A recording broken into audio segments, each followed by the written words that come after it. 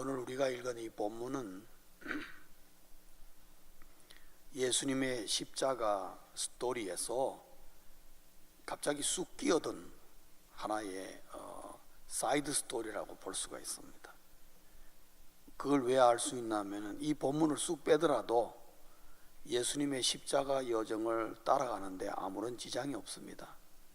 그 말은 이 베드로의 이 이야기가, 이 사건이 중간에 쑥 끼어들었다는 것을 말하죠. 여러분 다른 복음서나 마태복음이나 마가복음, 요한복음 보면은 이거를 잘라가지고 집어넣었어요. 그래서 좀 부드럽게 나가려고 했는데 누가는 좀 아주 사실적인 것을 좋아하기 때문에 이걸 그대로 섹션 하나를 완전히 별도로 만들어서 넣은 것을 볼 수 있습니다. 이게 사이드 스토리인데도 마태, 마가, 누가, 요한이 다 다뤘어요, 이 내용을요. 그것은 예수님의 십자가 길 옆에서 일어난 일이지만은 굉장히 중요했다라는 것을, 제자들에게 굉장히 인상 깊었다는 것을, 잊지 못하겠다는 것을 증명하는 것이죠.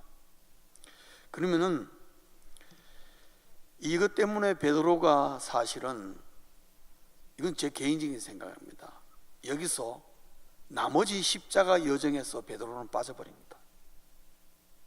물론 다른 제자들도 많이 빠졌지만, 그러나 끝까지 예수님의 제자의 여정을 십자가상까지 따라갔던 사람은 누구였느냐?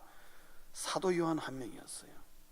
그렇다면 이 현장에는 사도 요한도 있었다는 겁니다. 그 말은 뭐냐? 요한복음 보면은 그게 나옵니다. 2명의 제자가 여기 있었어요. 그 중에 한 사람이 베드로였고, 한 사람은 사도 요한의 그 문법적인 특징상 자기 자신을 지칭하고 있는 것을 알 수가 있습니다. 그런데 유독 베드로에게만 이런 일이 난 것입니다. 이것은 우연이 아닙니다.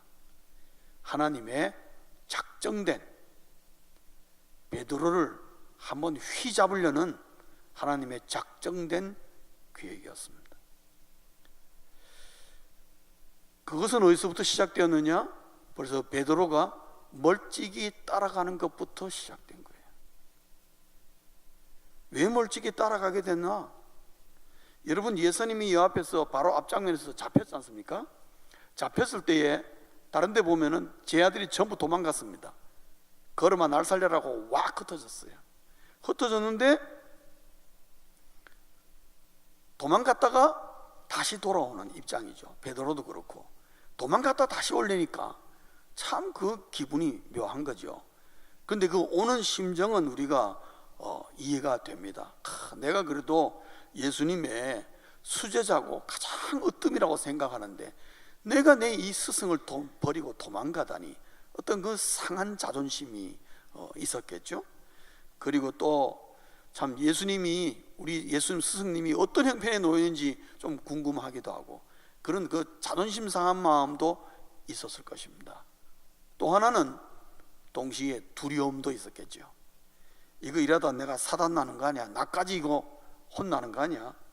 이거 이러다가 나까지 잡히는 거 아니냐? 이런 그 염려와 우려, 그 두려움 속에 다가가다 보니까 이게 뭔가 멀찍이 쫓아간 모습, 모양새가 된 것입니다. 그런데 이러한 마음의 상태를 마치 기다리고 있듯 듯이 한 여종이 그 베드로의 마음을 전곡으로 찔러버리는 질문을 합니다. 추궁이죠. 뭐라 그랬나? 56절에 보면은 이 사람도 그와 함께 있었느니라. 이 말 한마디에 베드로가 정신이 완전히, 머리가 완전히 백지가 돼버린 거예요. 순간적으로. 아마 그랬을 것 같아요. 여기 본문에는 안 나오지만 저 같으면 그랬을까. 순간적으로 정신이 아득해진 거죠. 그래서 막 공포심으로 온몸이 그냥 확 둘러싸인 것입니다. 그래서 자기도 모르게 예수님을 부인한 거예요. 이게 사람의 어떤 본심이, 아니 어떤 그런 본질적인 모습이죠. 그 연약한 모습이 갑자기 툭 튀어나온 것입니다. 3번의 추궁이 이루어지죠. 이거는 베드로가 스승이었던 주님을 부인했다는 것을 결코 부인할 수 없도록 만들어버린 거예요. 아주 대못을 팍 박아버려. 언제 내가 그랬냐 이런 말 할 수가 없도록 너무나 명확하게, 그것도 시간차를 두고 이 죽음 앞에 예수님을 확실하게 부인했습니다.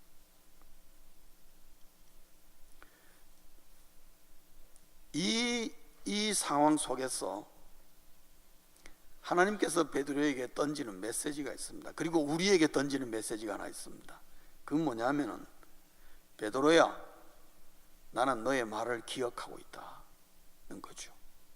어디요? 33절에서 주를 절대로 내가 버릴 리 없고 내가 목숨을 드릴지언정 내가 주님을 내가 떠날 수 없다고 강하게 했던 그 말을 하나님이 기억하고 있고, 그래?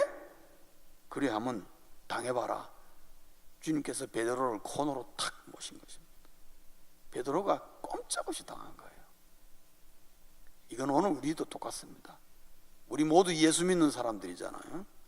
예수 믿는 사람들, 마태복음에도 나옵니다만은 우리 정말 말 조심해야 됩니다. 하나님은 내 말을 기억하고 있다는 걸 아셔요. 하나님은 내 말도 기억합니다. 여러분 입술로 남을 욕했습니까? 남을 저주했습니까? 마태복음 16장 보면요, 우리의 말이 남을 저주하면 그대로 하늘에서도 내어버린다 그랬어요, 여러분. 그러니까 내 때문에 한 영혼이 실족할 수도 있고 나 때문에 한 영혼이 구원받을 수 있는 거예요. 내 입술에서 나오는 말 한마디 때문에. 베드로의 이 33절의 말 한마디가 오늘 바로 이런 결과를 가지고 오는 거예요. 하나님께서 베드로에게 아주 본때를 보여준 거예요. 네가 그렇게 장담할 만큼 강한 존재냐? 하나님이 베드로에게 철저하게 한번 때리신 겁니다. 근데 이 순간에 베드로를 확 깨운 한마디가 있습니다. 소리죠. 그게 뭐죠? 닭울음 소리였어요. 하나님은 별것 아닌 그 장닭이 뭘 알겠습니까마는 자기는 운다고 울었는데 그 한마디가 베드로의 가슴을 팍 찌르는 겁니다. 정신 바짝 차리게 만든 거죠. 다시 제자리로 돌아오게, 내가 지금 이거 뭐 하고 있는 거야, 이렇게 된 것입니다.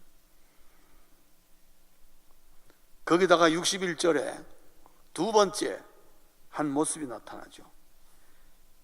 요거는 누가복음에만 나오는 부분입니다. 61절 뭐라고 되어 있습니까? 주께서 돌이켜 베드로를 보시니.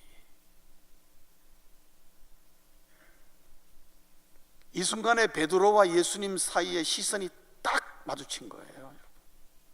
베드로도 보았다는 거죠. 그러면 뭐냐?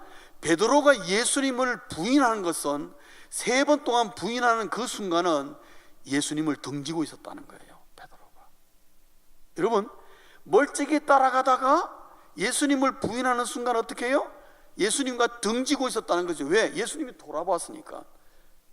근데 그것을 우리가 알 수 있는 게 56절에 보면은 베드로도 불쬐는 중심으로 서 있었다, 앉아 있었단 말이에요. 그러니까 예수님 저 뒤에 있는 거예요. 그런 모양새였다는 거죠. 참 우리에게 시사하는 바가 있습니다. 베드로의 모든 부인은 예수님을 등지고 있을 때 일어났다는 겁니다. 이 말은 뭐냐? 우리 신앙인들이 예수님을 멀찍이 따라가다가 예수님 등 뒤에서 예수를 부인하고 예수님과 상관없는 악행을 저지를 수 있다는 것을 우리에게 가르쳐 줍니다. 이 멀찍이 따라가는 것이 그렇게 무서운 것이, 예상치 못한 결과라는 건, 베드로도 생각 못했던 결과가 나타난 것이. 그래서 예수님의 시선이 딱 마주치니까 어떻게 해요? 주님이 말씀한 것이 그때 생각이 팍 난 거야. 네가 닭 울기 전에 3번 나를 부인하리라. 정확하게 자기가 3번 부인하고 있는 거예요. 그렇게 장담했지만 소용이 없는 거죠.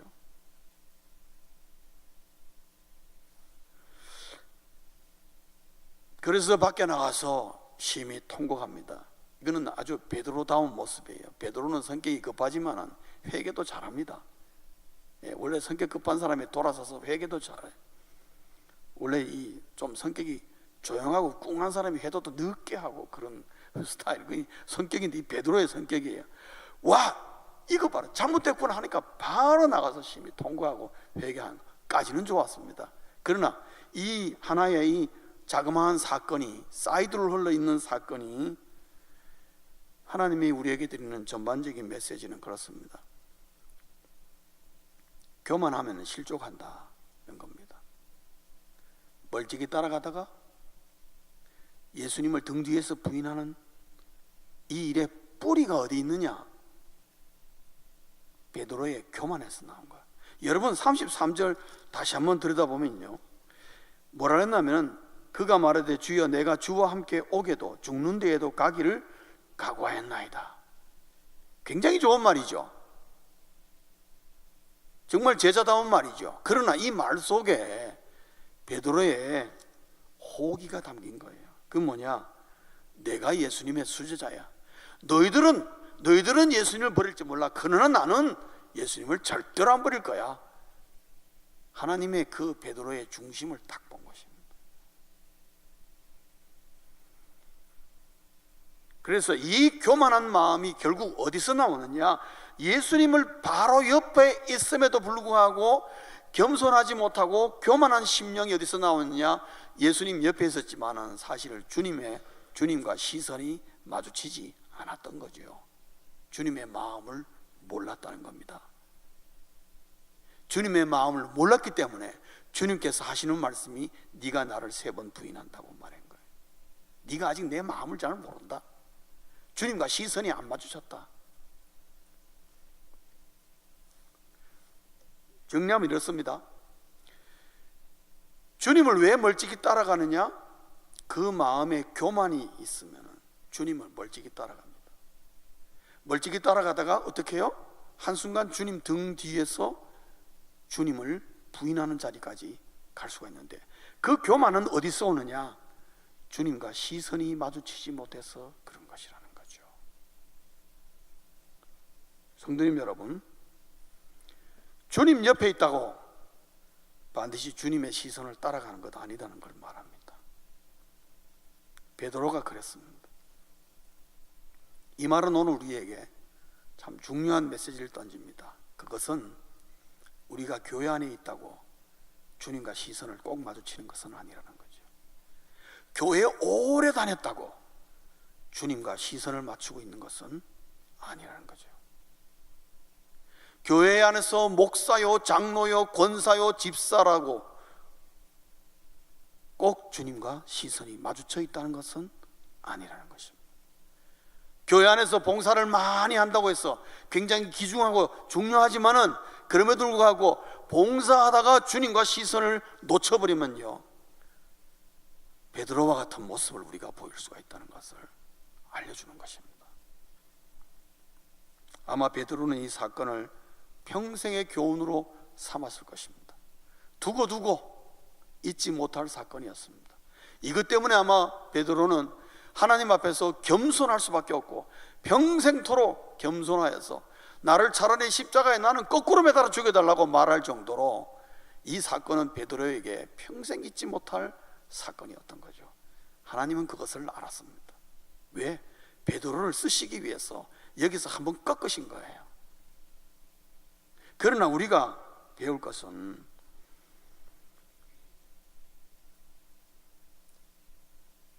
나의 형편을 핑계로 이런저런 이유로 주님을 멀찍이 따라가지 않도록 경계해야 된다는 겁니다.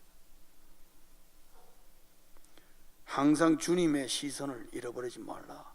우리가 교회 안에 있으면서 교회 밖에 있더라 할지라도 주님과의 시선을 놓치면 안 된다는 거죠.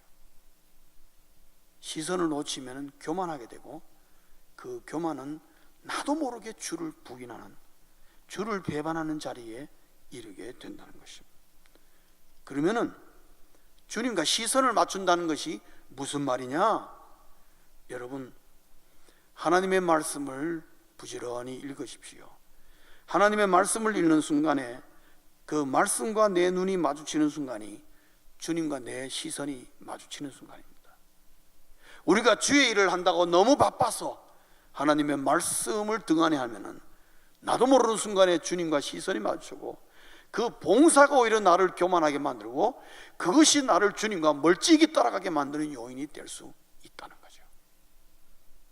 우리에게 경계를 주는 말씀입니다. 기도의 순간도 주님과 시선이 마주치는 순간입니다.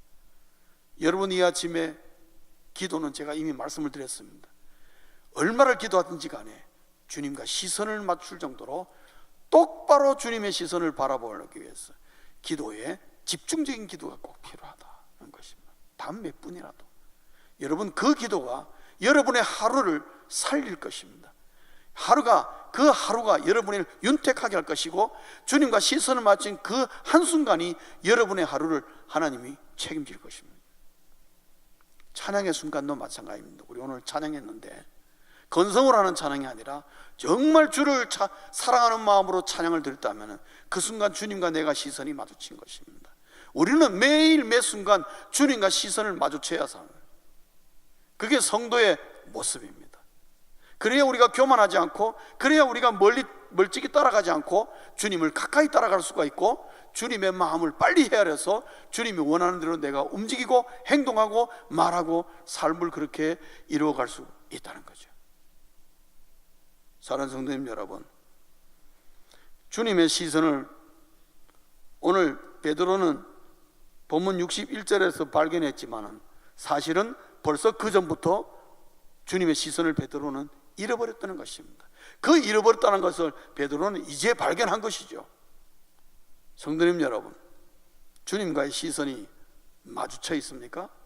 주님과의 시선이 마주쳐 있지 않고 교회 안에서 내가 하는 일에, 또는 교회 밖에서 내가 하는 일이 정신없이 바빠서 이런저런 일로 말미암아 주님을 멀찍이 따라가다가 베드로와 똑같은 모습을 우리가 주님 앞에 보일 수 있다는 것을 이 아침에 교훈 삼고 기도의 제목으로 삼으시는 우리 모두 되시길 주의 이름으로 축원합니다.